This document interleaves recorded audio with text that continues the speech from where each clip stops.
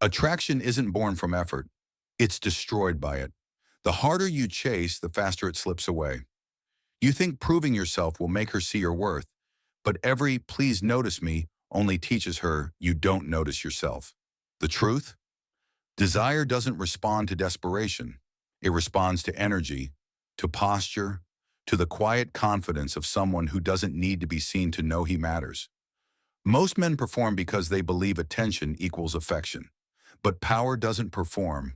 It invites curiosity. When you're always available, always replying, always explaining, you strip away the one thing that makes you magnetic: mystery. And mystery is oxygen to attraction. She doesn't lose interest because she found someone better. She loses interest because she figured you out too fast. Predictability suffocates desire. Machiavelli would have said it like this: the one who reveals his cards too early becomes predictable, and the predictable man loses influence before he even begins. So stop explaining your worth. Stop narrating your intentions. Let your silence build the story for you. Because the man who moves with quiet certainty doesn't need to prove anything. He makes others wonder what he knows that they don't. That's not arrogance. That's gravity. And gravity doesn't chase.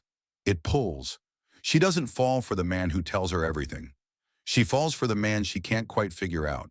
Because curiosity is the seed of attraction. And the moment she knows you, how you'll reply, what you'll say, how you'll feel, she stops wondering. And when the wondering ends, so does the wanting. Most men mistake transparency for connection. They overshare their pain, their plans, their every thought, hoping she'll see their depth. But depth isn't what you explain. It's what you imply. When you speak less, your words weigh more. When you move slower, your presence lingers longer. Unreadable energy isn't about pretending. It's about protecting your inner world from cheap access. Because in every dynamic, the one who reveals less controls more. Not because he's cold, but because he understands value. A man who knows himself doesn't need to narrate himself. He lets others discover him piece by piece, like a book they can't stop reading. So don't rush to prove that you're different. Let your actions show what your words never could. Don't respond instantly. Don't announce your emotions before they've even earned them. Let her wonder what kind of man doesn't need to chase validation. That space, that quiet, that pause, that's where desire lives. Because silence is seductive when it's backed by certainty. The man she can't fully read becomes the man she can't stop thinking about. Unreadable energy isn't mystery for the sake of games. It's mastery, the art of being fully known by yourself and partially by others. And that's what makes her chase. Power doesn't shout. It doesn't beg. It doesn't flinch. It just sits there, calm, grounded, unbothered, while the world tries to shake it. Most men lose attraction not because they lack charm, but because they lack restraint. They overreact. They overexplain. They overfeel. They confuse emotional expression with emotional leadership. But here's the truth. The one who controls his emotions controls the dynamic. Not through suppression, but through direction. When she pulls back and you panic, you give away your power. When she tests your calm and you rush to defend yourself, you give away your frame. When she acts distant and your entire mood collapses, you confirm her suspicion. Your peace is for sale. And nothing kills attraction faster than a man who trades his peace for attention. Restraint isn't about coldness. It's about control. You can feel deeply, but still move deliberately. You can care sincerely, but still choose silence over reaction. A man who can stay composed in moments of confusion becomes magnetic, because his stability whispers something few people have: certainty. You don't need to justify your rhythm. You don't need to explain why you didn't text back instantly. You don't need to apologize for not rushing where others crawl. Let her feel your pace, not your panic. Machiavelli would call it emotional sovereignty. The kingdom within you must never be ruled by someone else's moods. So the next time your heart starts racing for approval, stop, breathe, return to stillness. Because power isn't found in reaction, it's built in restraint. And the man who can hold his center while everything else trembles, that's the man she'll never forget. There's something dangerous about silence. Something irresistible about a man who can disappear without explanation. Because in a world addicted to noise, absence becomes power. Most men think attention is currency. They chase, text, reply, remind, as if presence alone could prove worth. But what they don't see is this. When you're always there, you stop being seen. Attraction isn't built through constant access. It's built through controlled distance. You don't need to vanish forever. You just need to be rare enough to be remembered. Absence sharpens perception. It gives your energy weight. It teaches her to notice what life feels like when you're not around. You see, when you pull back, you create space for curiosity to grow. When you stop chasing, you force her to face the silence, and that silence starts whispering your name. Don't post every thought. Don't flood her with text to prove you care. Don't make your availability her entitlement. Power is not about doing more. It's about being missed more. The men who master absence don't play games. They protect their presence. They understand that attention loses value when it's given too easily. So when you feel the urge to remind her you exist, resist it. Let her wonder what you're building, who you're becoming, what's pulling your focus away. Because absence, when done with intention, creates gravity. And gravity doesn't chase, it pulls without motion. Remember, you don't attract by always showing up. You attract by showing restraint. By proving that your life moves forward, even in her silence. In that quiet gap, she doesn't just miss you, she realizes what kind of man she's missing. Every man wants power, but few can carry it. Because true power doesn't come from dominance. It comes from discipline. Control isn't loud. It's not the raised voice, the constant assertion, or the endless debate. Control is quiet. It's the pause before reaction. The choice to observe when everyone else scrambles to explain. Most men are ruled by impulse. They mistake intensity for strength, emotion for depth, chaos for passion. But power built on impulse collapses the moment it's challenged. Machiavelli would have said, "A man who cannot rule himself cannot rule anything." And yet self-control isn't suppression, it's awareness. It's knowing exactly what you feel and choosing when and how to reveal it. When you master your responses, you become unpredictable. And unpredictability, in a world where everyone reacts, makes you magnetic. The man who can stay calm when provoked, patient when tested, silent when baited, that man becomes a mystery people can't stop trying to decode. Women sense this instantly. They can feel when your peace isn't negotiable. It makes them curious. Not because you're playing games, but because they can tell you've outgrown the need to perform. Self-control isn't about never caring. It's about caring with control, loving without losing yourself, feeling without collapsing into feeling. So when the moment comes, when your patience is tested, when your pride wants to react, when your ego demands proof, breathe. Let silence do the speaking. Let calmness carry the message. Because a man in control of himself doesn't chase power, he becomes it. And that kind of power doesn't have to move loudly.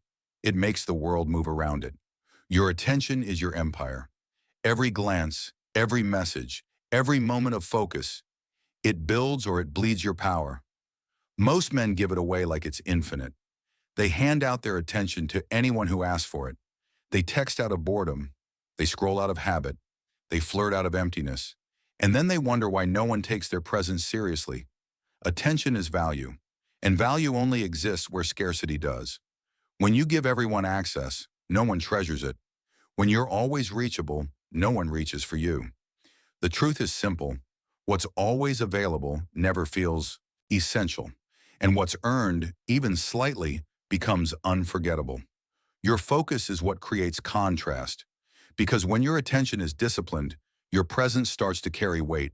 It tells the world, I choose what gets my energy and what doesn't. That's not arrogance. That's sovereignty. A Machiavellian mind knows. The more selective you are with your energy, the more power your energy begins to hold. So stop offering validation just to be seen. Stop responding instantly just to feel needed. Start treating your attention like a luxury, not a lifeline. You don't have to chase. You just have to redirect. Invest in your mission, your craft, your discipline. because every second spent building yourself increases your value, and every second spent chasing someone else devalues it. When your life is full of purpose, your attention becomes the rarest thing you own, and people, especially women, can sense it. They don't want the man who gives attention easily. They want the one whose focus has to be earned. Attention is the new currency of attraction. Spend it wisely, and it multiplies your gravity. Stillness is not emptiness. It's dominance without motion. It's the energy that says, I don't need to move to be felt. In a world obsessed with noise, where everyone's shouting for validation, posting, proving, performing, stillness becomes rebellion, because true power doesn't announce itself. It doesn't need to. It simply is. Most men don't understand this. They think presence is performance, that being noticed means being loud. But attention built on noise fades the moment you stop speaking. Stillness, on the other hand, lingers. It makes people uneasy because they can't read it, can't predict it, can't control it. A man grounded in stillness isn't passive. He's precise. He knows when to speak and when to let silence sharpen the tension. He doesn't rush to fill gaps. He lets others drown in them. That's the quiet confidence women feel but can't explain. It's why she'll replay your pause more than your words.